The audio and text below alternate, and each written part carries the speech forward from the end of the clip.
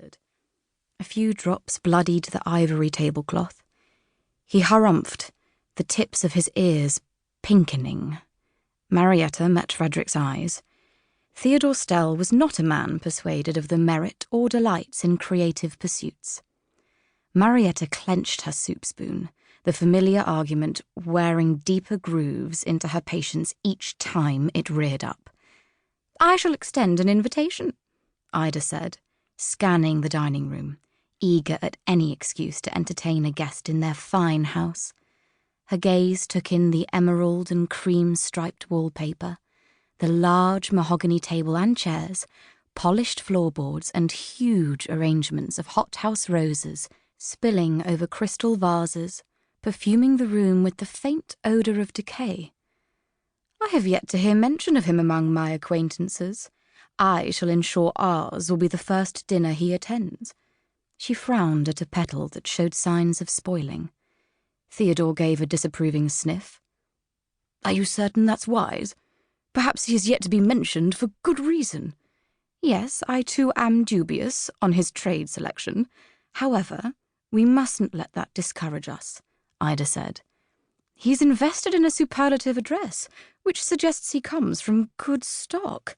Her eyes flicked to Marietta and back to her husband. "Or a sizable inheritance.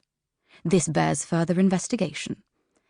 Marietta glanced down at the table setting, growing hot beneath her Paquin dress in palest periwinkle. The voluptuous sleeves, edged in whisper-thin black lace, that had so drawn her to the courtier's creation on her last visit to Rue de la Paix, now itched unbearably under her mother's matchmaking insinuations. Ida had been eviscerating a fortune on gowns at the House of Worth, whilst Marietta had stolen away next door. She'd admired the delicately embroidered roses tumbling down the silky dress before purchasing it and absconding on a walk as her mother continued shopping. The afternoon free from her mother had been as happy as the blossoms that had floated through the streets of Paris that spring, and she had a sudden, sharp longing for that halcyon day. A flick of colour pulled her from the macaron sweet memory.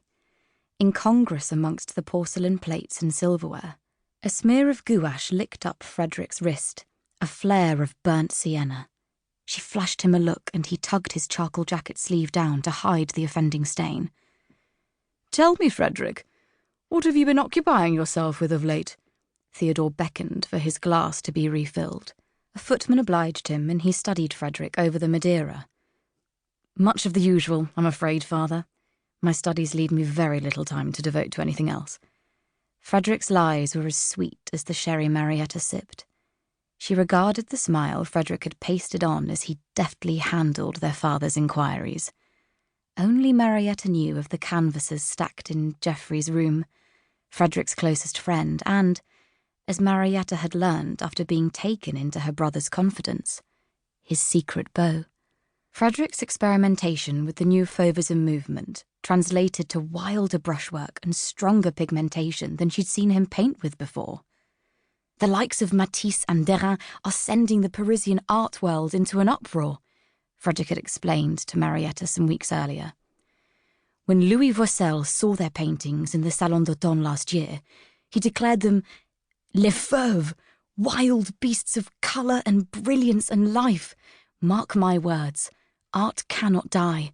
Art is the future, and it is as tightly intertwined with my own lifeblood as ballet is with yours." To their parents' knowledge, Theodore had stamped out Frederick's passion for painting before his voice had broken, diverting his path onto law school. Frederick was now a postgraduate student, following in their father's footsteps and eventually bound to join Theodore in presiding over the courts of Nottingham.